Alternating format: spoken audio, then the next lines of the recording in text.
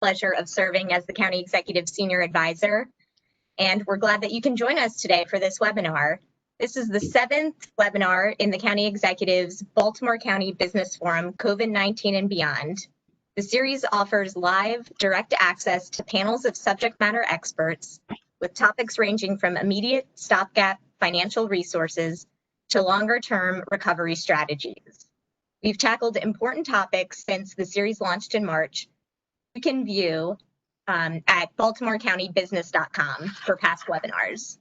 Today, we're focused specifically on the tourism and hospitality sector and what businesses can do to sustain themselves as part of our post-COVID reality and as that takes hold. Our panelists represent a cross-section of the hospitality and tourism industry here in Baltimore County and the region. They'll share their insights on the COVID-19 landscape, guideposts on where we're likely headed, and hopefully some tangible ideas of how our restaurants, recreational businesses, and nonprofits can weather the pandemic. Mike Mason is a principal at Providence Strategies. We'll share current tourism data and survey research specific to travel and tourism perceptions, trends, and consumer intentions.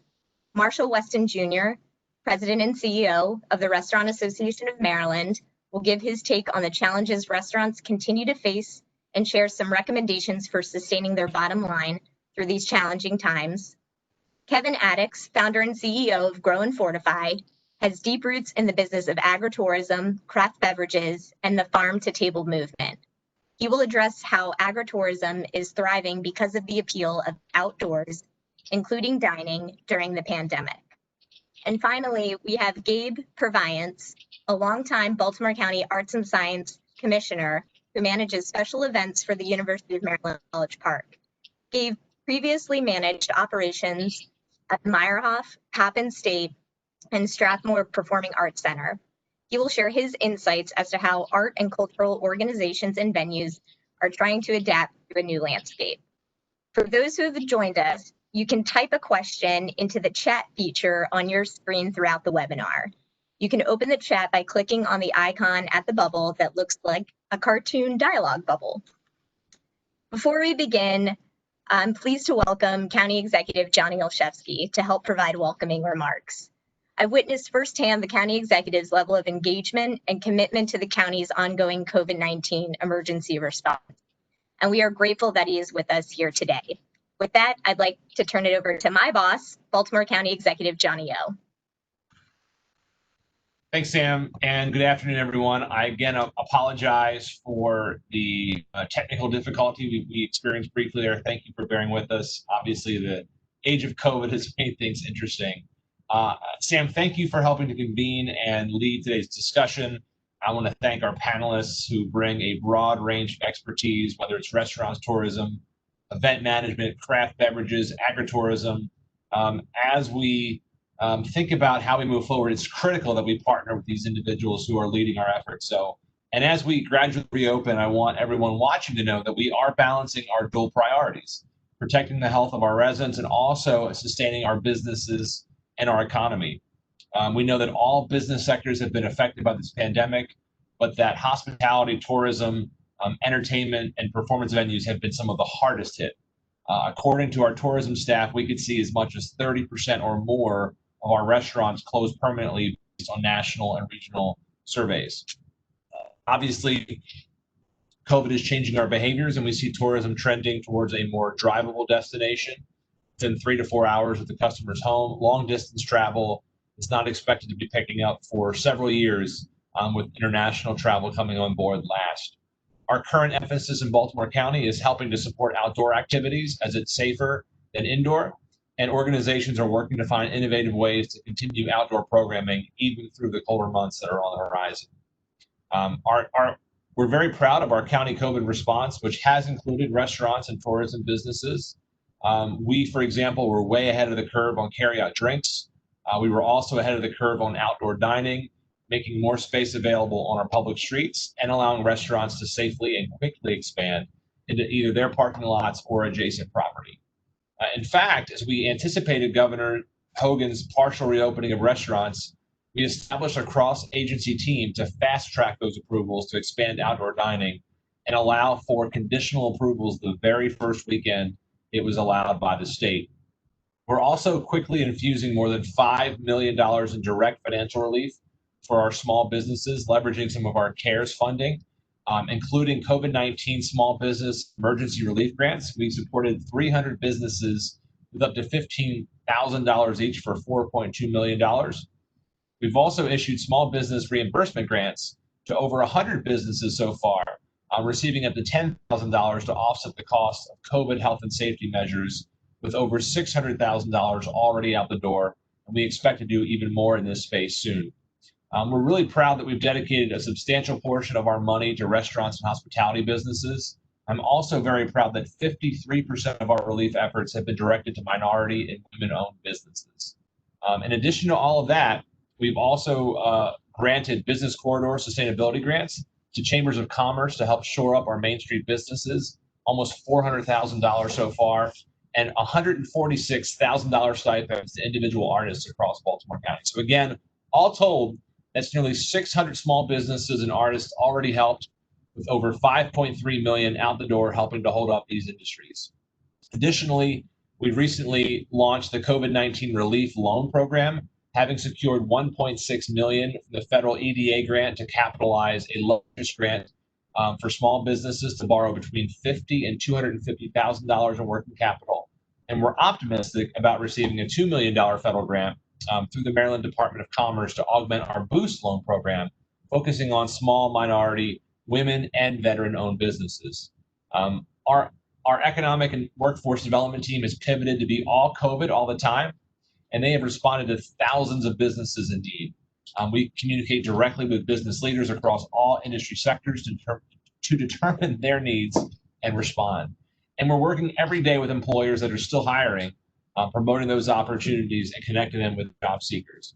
I hope and I think our panelists will agree that a data-driven approach and a regional approach is how we best position the Baltimore region to survive this current crisis, move into recovery, and come through stronger, more nimble, and more resilient on the other side. So that's the COVID and beyond response from the local side, but I want to make sure we shift to our panelists today who can share what they're seeing at the ground level and offer their insights into how businesses can pivot and adapt to the current challenges facing the community. Mike, Marshall, Kevin, and Gabe, thank all of you for providing your insights today and for being part of the conversation. At this time, I'll turn things back over to all of you, as well as Sam O'Neill. And again, thanks everybody for listening in today. Thanks, Mr. County Executive, for your words this afternoon, but also for everything that you're doing on behalf of the county. We really appreciate your time. I think you may have to drop off to another appointment, but you're more than welcome to stay for as much as you can. But thank you so much for everything that you're doing. Really appreciate it. With that, I'd like to turn it over to our first panelist, Mike Mason of Providence Strategies. Mike, we know the hospitality and tourism sectors have experienced some of the biggest hits. There's been, sobering news, just coming out all the time, it seems, about this particular sector. How bad is the impact across these industries here in the county and across Maryland, and what's the present outlook? Yeah, first, thank you, Sam, and thank you, County Executive, for your continued support of the tourism industry, especially in these tough times. So my firm represents the Maryland Association of Destination Marketing Organizations. That encompasses all 23 counties, Baltimore City, and Ocean City. These offices are responsible for marketing these great resources and venues and restaurants to the public and driving visitors through their marketing approaches across the state. So it's something, since this has kind of hit, we've been working with them on securing more marketing dollars and continuing to kind of push with this crisis to spend more money to try and drive visitors back. As we know, the tourism industry supports more than 225,000 jobs statewide. 4.1% of Maryland jobs are supported by that industry. In 2009 alone, we saw nearly $19 billion in the state of Maryland based on spending, and Maryland drove nearly 42 million visitors in 2019. It's important to kind of paint that picture because of the state and local tax implications that kind of fall on that. across the board through the hotel tax revenues, which were severely impacted. I believe Baltimore County is around 9% for their occupancy, to kind of come back and fund a lot of great other programs that are tourism related as well too. In 2019 alone, the state and local tax had generated close to $2.6 billion. To kind of paint a better picture for the folks watching out there, to recover that money, every Maryland household would need to be taxed an additional $1,200 a year to replace the traveler taxes and the revenue that's coming into this state alone. So we know that there's going to be fallout from that across the board. Last year, Baltimore County specifically welcomed 3 million visitors and had nearly $1.2 billion in tourism spending across the board. So, as we kind of transition and look at it comparatively, the big thing is where did we fall January to April this year? And a big thing is the sales and use generation tax. Last year we looked in Maryland about this time, but we had about $146 million generated from that. Shifting to 2020, January to April, we're looking at about $90 million. That's down close 38% in 2020 in the almost first half of the year. Baltimore County alone last year had generated about $15 million in sales and use tax from January to April, and this year was 9.8 million, down 36%. So it's consistent across the board with that, and that's the big thing is going to be the impact. For it, we've seen regional partners, and I know Baltimore County is not alone on this, especially with Baltimore City as well too, losing nearly $91 million in convention sales and meetings as it's kind of turned over to the triage system and hospital there to combat COVID. So it's definitely something that's going to have long-term effects across the board with that. And so we're kind of waiting to see where it's going to shake out and where the numbers are falling between summer as the restrictions started to get lifted a little bit. Thanks, Mike. Just as a follow-on, in terms of trends, what is trending in terms of recovery? Obviously you painted the reality right now, and I think it's important to have that perspective. But as we're pivoting towards more reopening and gradual reopening in the safest way possible, what success stories can you share at this time?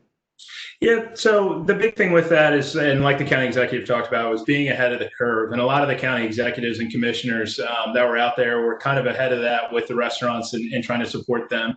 I know U.S. News and Travel, they had said when they kind of surveyed folks about as restrictions started getting lifted, 58% of individuals had planned some kind of travel between May and September in the U.S. 21% of those folks said it's going to be domestic and local travel mostly, road trips closer to our destinations, and more rural areas. And we've kind of seen the trend with that, and the state and local governments have done a great job at making sure people are maintaining a safe distance, but getting out into more of the rural areas. I applaud the Department of Commerce for pumping money into the fall marketing campaigns.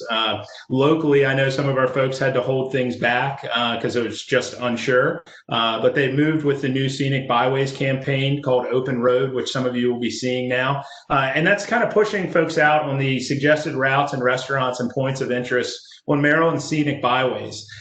We've seen different state parks and local parks start to shift to contactless entry. One of the great stories is Kilgore Falls up in Harford County, actually the neighboring county, is they moved all of their stuff to an online platform with the state. So everybody can go on and digitally reserve online a parking space and spot there. So you don't see a ton of visitors flocking to the same exact place. It's something that's more of a calculated approach while folks are traveling.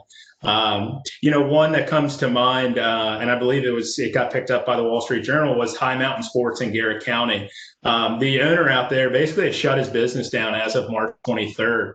But I remember in that article, he had said that Memorial Day weekend, it was like a switch had turned on and it had been nonstop with folks that were going out to the more rural areas. Ocean City saw a big increase as well, too, where folks could get on the beach, kind of space out and be away from all of those folks there. The big driving point, though, as we kind of go across, is the continued commitment of funding for our marketing agencies and our folks across the board that can kind of be out there and really move the needle with these programs. We saw different states like Alabama, they used $10 million of CARES funding for tourism campaigns. The state of Missouri put $15 million in to market their tourism during pandemic. So instead of running from this crisis, they've decided to pump money into these marketing campaigns. And I think, Maryland's there. I think we can trend a little bit better with additional funding to kind of move as the surrounding states are starting to loosen up their restrictions as well. And I mean, we're really, economically speaking, we're not going to see a full recovery from this, from a lot of talks until like 2023, 2024 with that. But we continue to keep doing that and having our folks push the markets and advertising and trying to drive visitors to their local counties. Thanks, Mike. I love the stay local efforts and that sort of emphasis on our assets that exist here at the county level. And it's a really good segue, actually, because one of the things that the county executive touched on in his remarks was that early effort to support our local restaurants, whether it was, we put together a map of carry-out locations, the ability to have curbside alcohol sales for our licensed operators. And Marshall, as the president and CEO of the Restaurant Association of Maryland, your group has been involved in a number of working groups to help support your industry. Again, just sort of the picture that Mike painted previously, it's a sobering outlook. And I know that restaurants have also received the brunt of this pandemic. Can you just talk about your perspective in terms of, is this the worst you've seen the industry feel this impact, and what exactly are restaurants experiencing on the front lines right now? This is clearly the worst that we've ever seen, just because it has impacted so many individuals for such a sustained period of time. We still have tens of thousands of employees who have not returned to work and have had their hours cut. Unfortunately, we see every single day that a restaurant somewhere here in Maryland is closing permanently.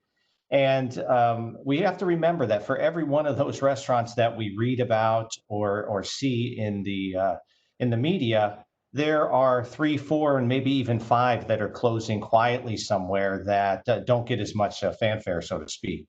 So it's certainly impacted every segment of our industry. I often get the question, well, fast food must be okay, right? Because people still go there and they can do drive-through, but that's not necessarily the case.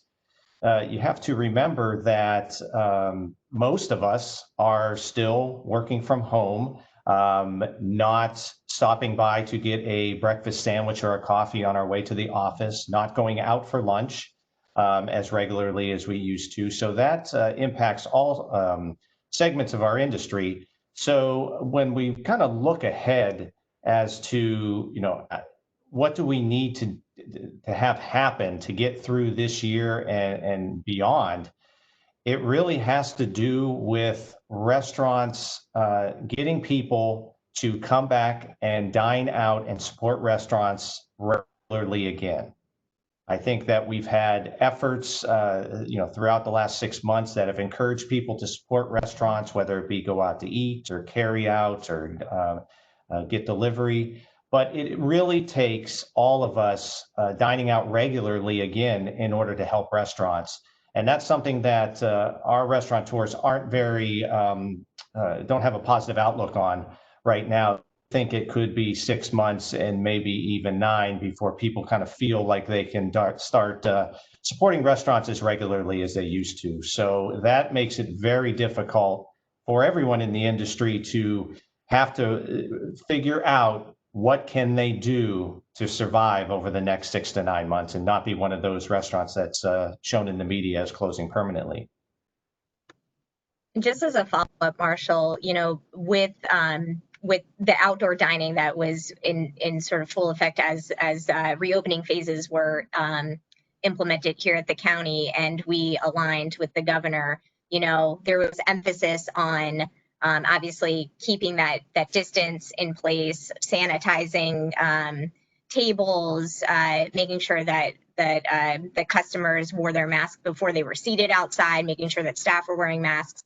Can you just talk a little bit about how restaurants have adapted to the COVID reality that we're in from a dining experience standpoint? Sure. Restaurateurs are a resilient bunch. They, every week of the year, they are adapting to what the public likes. They try specials, and if they don't work and people don't seem to enjoy them, they move on to a different special. So they're used to meeting the needs of the public in a safe manner, and they do this all year long. So they had to really take some time at the beginning of this crisis to figure out what they can do to meet the needs of the dining public and do so in a safe manner. And certainly here in Baltimore County, you know, a lot of the efforts that the county executive supported were very helpful, whether it be to go alcohol and clearly being able to use and expand outdoor dining spaces has helped restaurants figure out a way to deal with the lack of indoor dining that they've had, you know, for these many months. And people do seem to feel a lot better about dining outdoors than indoors. So that was kind of the first thing that restaurants jumped on, is that they had to figure out how to do some type of outdoor dining and to be able to do that well, because it's just not as easy as running a restaurant all indoors, close to the kitchen and things of that nature. The second thing that we saw is restaurants that don't or hadn't traditionally put a lot of effort into carryout or curbside were really forced to do so. They maybe weren't set up for those kind of operations, and you know, they just never thought that they would ever need it. But they figured out a way to streamline that process and make their food and menu items available to people on a to-go basis. And that has really helped kind of add another layer of support to the restaurant as a whole. And what we've learned, and what I think when we're looking ahead and projecting forward, is that carryout is going to be a significant part of all restaurants moving forward, because the dining public has now become used to it. And they've learned that maybe that restaurant that they never had curbside or takeout before, because they had always just dined in, but then they realized they tried it once and yeah, it works. And sometimes they, you know, we as consumers decide it's easier just to pick up a restaurant meal and to take it home and eat it. So restaurants are really looking to be a little bit more robust and better when it comes to dealing with carry out. And, you know, those are the kind of the two big things. But I think the ultimate worry moving forward is that when the weather turns and things get colder, that outdoor dining is not going to be a viable option. You may get one or two people that are willing to sit outside with their jacket and the sweaters and gloves, and maybe bring their own blanket with them to wrap up in, but very few people are going to be interested in that. So getting people to dine out more often and do so indoors is a critical piece of how we're going to recover and be able to survive. Thanks, Marshall. I'm going to switch gears and come back to Baltimore County and sort of that local focus, and tee up Kevin and then Gabe. Kevin, like Marshall, you have been a strong advocate. Your group, Grow and Fortify, has been a strong advocate, especially for locally owned operations. I'm thinking of connecting farmers with food distribution efforts that we've launched here in the county specifically, or offering creative approaches for venues to create an enjoyable yet safe experience for visitors. I understand that outdoor-oriented establishments have seen a rise in interest. Marshall was talking about the outdoor dining interest. The county has a number of craft brews and vineyards and venues that are in that agritourism space. Can you just touch on, with that rise in interest, how that group, that agritourism space, craft brew, vineyards, some of those assets have adapted to remain competitive. Thank you. Thank you to the county executive and team for hosting this. I understand that by having lots and lots of farmland, agricultural land, open space, and our agricultural farm alcohol producers and our agritourism venues have taken advantage of that. And as Marshall said, those who have had pre-COVID were really able to capitalize on that. And of course, they did have to change their practices and step up all manner of protocols to customers back in. But they really did have an advantage by being able to accommodate the public before indoor dining and service was allowed again. And this goes for wineries and breweries, and we've got a distillery or two on their way to being open. Even during COVID, they're pushing forward because they see a real value in being part of that community in Baltimore County. And the agritourism venues, Starbright Farm, for example, has continued to host markets and invite people on the farm throughout COVID, because we know that the public, although skittish and a bit tentative in the beginning, as soon as outdoor gathering of any kind, outdoor service was allowed, they flocked in large numbers to our wineries and breweries, and it's been great to be able to see them try to accommodate that. Accommodations and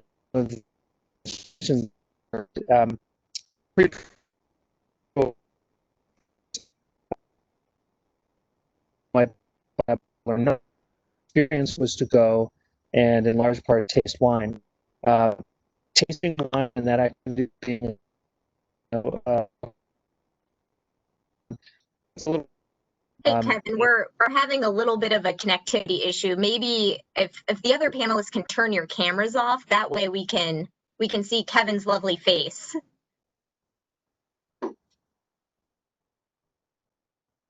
We've jinxed it by calling it lovely, for sure.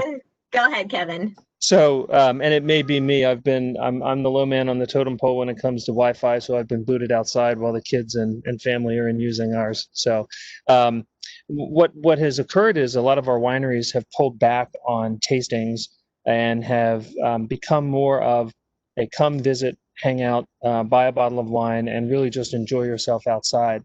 And that's been a real evolution in the industry, which went from tourism in the sense of coming to visit and then going to the next one, to now coming and making a 2 or 3 hour visit. Scheduling. Now when you go to a winery on a weekend, many of them are requiring that you schedule in advance. So that's another transformation. We share the same fear that Mike and Marshall alluded to, which is the coming of winter and what to do once you can no longer comfortably, safely of course, but maybe not comfortably accommodate the public outside. So all of those are concerns that we have leading into winter. Thanks. And stay right there. Don't lose your connectivity spot. Just 1 second. I've got a follow-up on growth opportunities, right? So we know that there's a paradigm shift stemming from the pandemic and the landscape has been altered. What are the growth opportunities do you see for these folks? Well, we have seen a couple of major allowances by executive order. Marshall alluded to them. The governor allowed our alcohol producers and sellers to sell product to go, to deliver product, and to ship product. And those have been really transformative. Our wineries have been able to ship wine before, but now our breweries and distilleries can do that as well. We're also seeing the ability to deliver be what kept our venues alive in the spring, before the public was allowed back and before people were really comfortable going out and shopping. The ability to order a local beer and have it delivered to your door, you'd have to check ID and do all of the obvious requirements.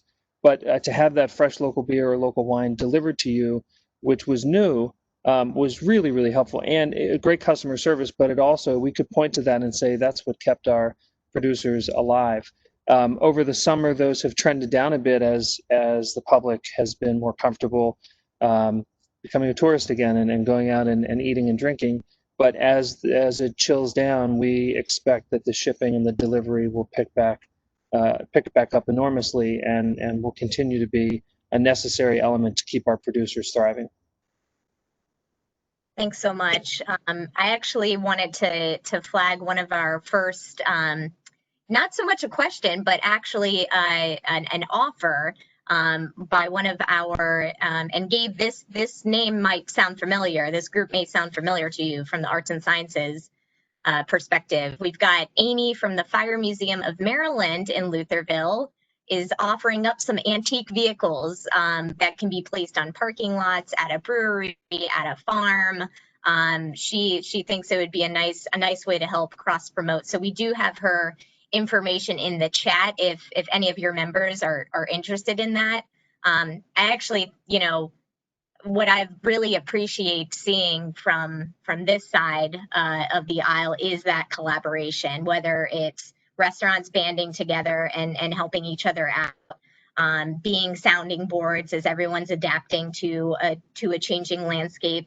And we're seeing it even at the county government level, where we're working with our colleagues across the state to understand, best practices, what our CARES spend plan is, how we're assisting our most vulnerable populations as well. So it's really cool to see. So Amy, thank you so much for the suggestion, and it's really great to see that type of outreach too. So anyone interested in cool antique fire vehicles, Amy is ready to lend a hand. All right, Gabe, you are our longtime commissioner on the Arts and Sciences Commission, and you've built a career essentially gathering people together. That is your professional background. We know that COVID-19 basically brought that to a screeching halt. Long honored, time honored traditional events, fireworks, parades, but concerts and venues and things like that. Performers were sent scrambling, trying to figure out alternative approaches to try and let the show go on. Can you just talk about how events were trying to make it a go during spring and summer with the physical distancing in place, and obviously others stayed dark? How would you describe the current situation right now? Sure. Thanks, Sam. So the current situation is extraordinary and uneven. Many of these organizations have followed a business model for 100 years, and all of a sudden, it was stopped, a hard stop. It's a classic example of a economic shock, that was precipitated by a global pandemic. And so just the very nature of gathering is prohibited. So, but as grim as that is, the sort of silver lining in that is that it's a shared experience. So it's not like it's a particular sector, or a supply chain disruption or natural disaster that's affecting a targeted, limited group. This is shared by every person on the planet. So everyone understands the anxiety and the suffering, but they also are anticipating the recovery and rooting for the recovery and rooting for everyone's survival doing it. So as much as we want people to come back to our venues and for our artists to be able to perform and our museums to be able to open, the public wants to participate in that, and they want to be there. In fact, it's the demand is very, very pent up for that. So, so now the organizations that have maintained good communication strategies with their customers and constituencies, two-way communication, where not only are they sending a message out, but they're receiving messages from their communications from their constituents to know what they want. They've been better able to meet those constituencies where they are since they can't come to where, the events used to be.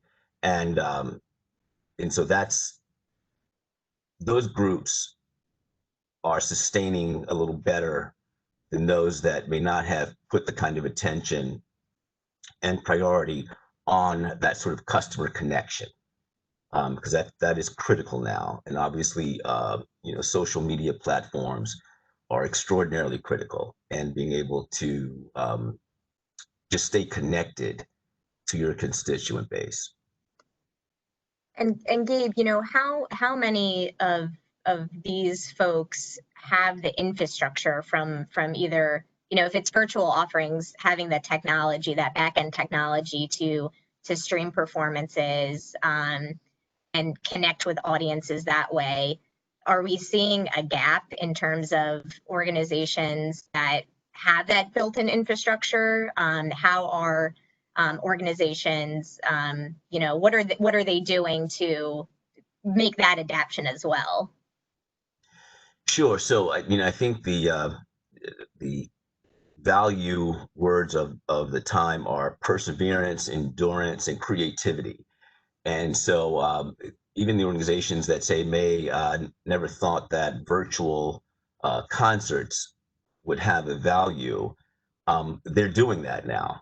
Baltimore Chamber Orchestra, the Baltimore Symphony Orchestra, they even saw the Annapolis Symphony Orchestra. They're putting those practices in place, and it actually helps the support industries from events, organizations that are audio visual technology. They can provide the streaming services for organizations that would not have had that in-house otherwise. So that's been kind of a lifeline. And so I've been encouraged that sort of medium-sized arts organizations have been able to find the resources to connect with their public in that way. Yeah, I know, just as an example, the Gordon Center started outdoor movies, right? So, folks, there's a certain car count that's allotted in the parking lot. Stream, you turn on your AM radio and listen to the audio and try to bring in some revenue that way, which I thought was a pretty creative approach. I also know that the Gordon Center is one of our local arts and cultural venues here in the county. From your perspective, Gabe, because you've been on the commission for such a long time, can you just talk broadly about the county's role in supporting arts and cultural organizations? Sure. Well, I'm very proud to be a Baltimore County resident and participate on the commission because of the commitment of the county to sustaining not just the arts organizations in the county, but on a regional basis. So it's Baltimore County has just been a leader in municipal support of the arts organizations, museums, natural organizations. It's just they've been a leader, and it is so important right now because, as we know, in this situation where consumer spending has come to a screeching halt, the government is the purchaser of last resort. So it's really needed to sustain. And you touched on an area that I was going to mention, and that is collaboration with other organizations and businesses where possible.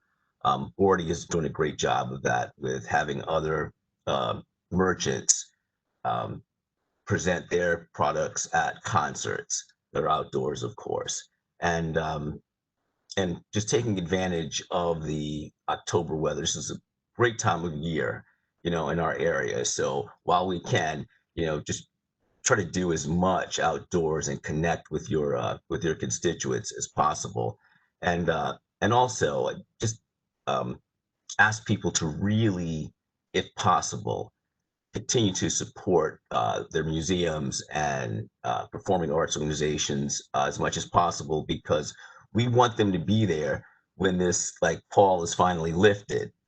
And I'll just say that this time of year is September 12th through the 14th is the commemoration of the Battle of North Point. and in the Battle of Baltimore, when it looked very bad for us. We were being shelled to pieces, and there was no reason to think that it would be an optimistic outcome. But as we know, when the dawn rose, the flag was still flying, and it was a grateful nation was inspired. So that's what I want our organizations to continue to fly their flag any way possible. And when this is finally over, they'll be rewarded by grateful constituents. Thanks. That's very optimistic and well said. And I couldn't agree more. Going to the chat now, for those who joined a little late, just as a reminder, we do have a great group of panelists with us today talking about the restaurant and tourism industry here in Baltimore County and across Maryland. We've got a question from Emily, I believe, who is asking about partnerships between Baltimore City and surrounding counties to package trips that are within driving distance. So I think this is sort of related to regional tourism approaches. I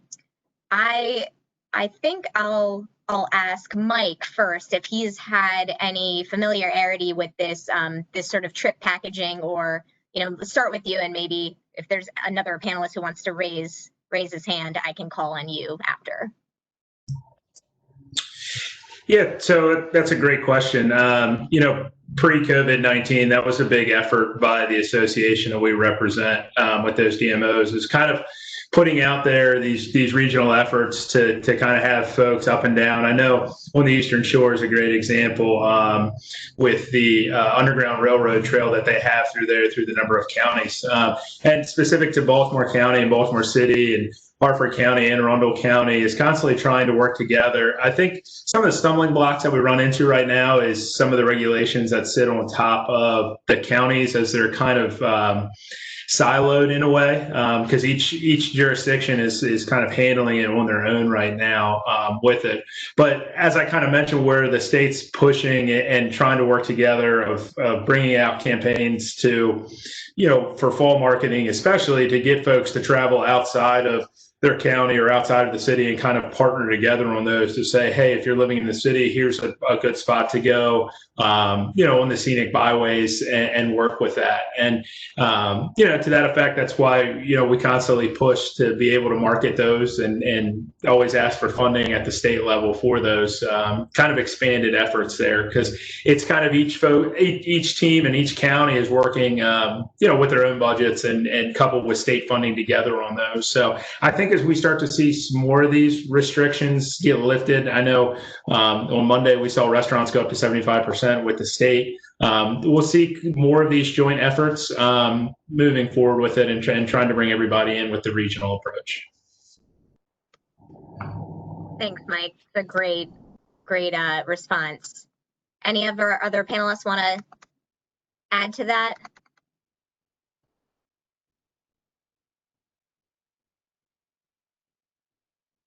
We got a shout out about your Battle of North Point, Gabe. So thanks for reminding us of our history too. There's so many great trails and open spaces too. We saw at the Department of Recreation and Park a huge uptick in trail access and park visitation and state parks as well. So definitely we benefited from a really nice spring and summer for sure. Kevin, related to that, what as we do make that shift to fall and winter, are there some interesting or creative festivals, events on the horizon that we should be aware of here in the county? Well, I'll say first, the producers that I've been in touch with are all scrambling to grow and fortify their outside spaces so that they either have tents that they can somehow close in, or that they've got expanded space within warehouses that they can clear so that they can expand their amount of seating that they can have indoors. We have seen some very creative ideas pop up. The organizations we work with in wine, beer, spirits, and tourism are looking at all types of things. Drive-through events and certainly virtual events have been very popular.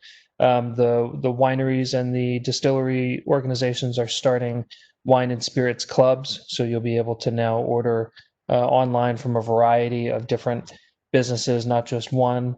So we're seeing everything shift and contort, as Marshall said, because entrepreneurs are entrepreneurs. They're going to find a way to do it because there is still a customer, as we've seen throughout COVID-19 shutdowns and reopening. There is a customer base.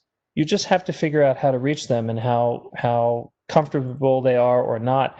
One example is when deliveries were first allowed, many of the ordering recipients of the beer or wine were not even willing to open their door to show their ID. So we came up with all kinds of protocols of being able to take a photo of an ID through a door or a window, just to make sure that everybody felt comfortable. That's something no one had contemplated ever occurring. Compliance folks, the liquor board, our producers in February, but we had to adapt and adjust. And once you figured out what the customer was willing to do and willing to experience, to engage with that product, that market is still there and it's alive and well. Thanks, Kevin. I did want to acknowledge Chris McCullum on the webinar here. He is our interim director of economic and workforce development, and I'm going to put you on the spot for a second, Chris, because we did get a comment that I think you can address in terms of the level of engagement and coordination we've had with our local chambers. There was mention by the county executive of our corridor grant program.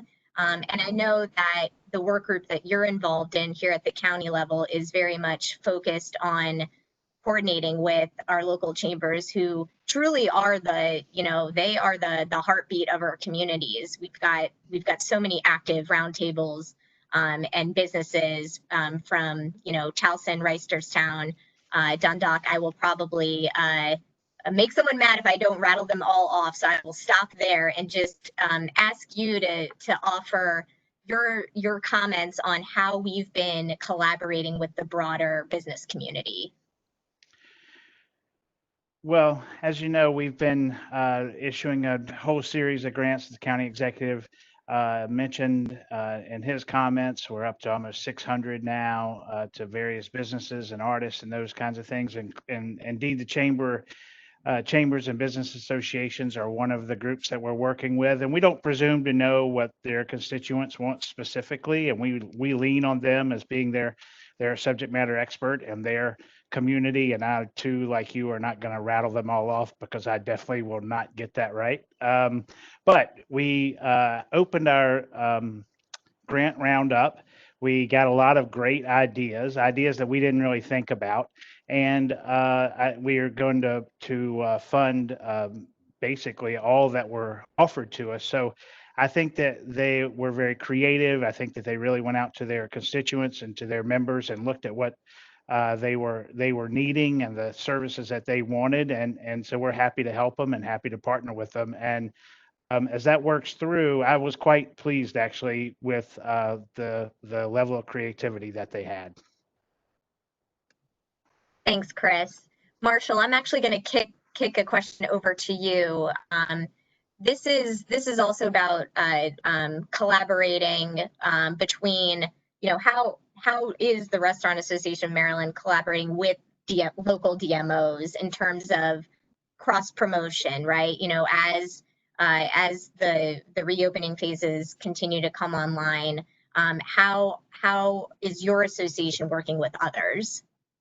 Well, we certainly know that when people go out to eat, they inherently end up supporting other businesses. And most oftentimes it is retail. They either stop by a store before or afterwards. Maybe they go to a different venue after dinner for entertainment. And it goes both ways. When people are out and about, they find their way into restaurants. So, our partnerships all the time really are there, and we want to make sure that we're always feeding each other and helping all of us grow, because we as an entire industry, we can all grow together. So it's been important for us to keep that contact with our DMOs. And most recently, we are right in the middle of Maryland Restaurant Week right now, where we reached out to all of the DMOs and partnered with making sure that we got the word out to all restaurants that they were able to participate. And I know Baltimore County is very heavily represented in the participating restaurants. And, also making sure that we're advertising it to everyone in the county so that hopefully they go out, they support restaurants, remember that they're there, and just overall help all of us kind of get through this crisis just a little bit at a time. So, it was our hope, specifically with partnering with the DMOs in this Maryland Restaurant Week, that we would just kind of kickstart people dining out a little bit more regularly again. So we're hoping that these efforts will continue on, and when things come up, the restaurants are always willing to partner with tourism to make sure that we all have some business to trade off with one another. Thanks, Marshall. I appreciate that. I am doing a last minute scan because we've got about 3 minutes left. And again, it's been such a great discussion. And again, can't thank you for all of the time that you've provided today.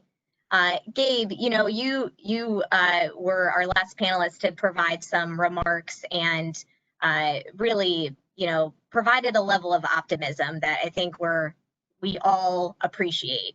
And quite frankly, I think we all should embrace moving forward as recovery continues to stretch on. In terms of what the arts have meant to people and culture have meant to people during a pandemic, what are some additional bright spots that you can speak to? The county-based organizations that are becoming nimble and creative in terms of their programs and offerings, and how they are continuing to reach out to the community. Sure. And, Sam, we have learned some things since the beginning of this. And so we've learned how to safely, interact in the public. And I think one of the things is just consumers are looking for authenticity, honesty, and well-being.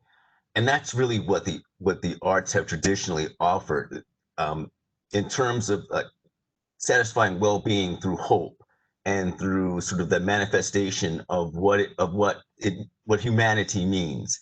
And that brings a quality of life to our communities that's needed. And it is especially going to be needed once we can just sort of like regain our lives fully. And again, I want to just give another thanks to the county executive for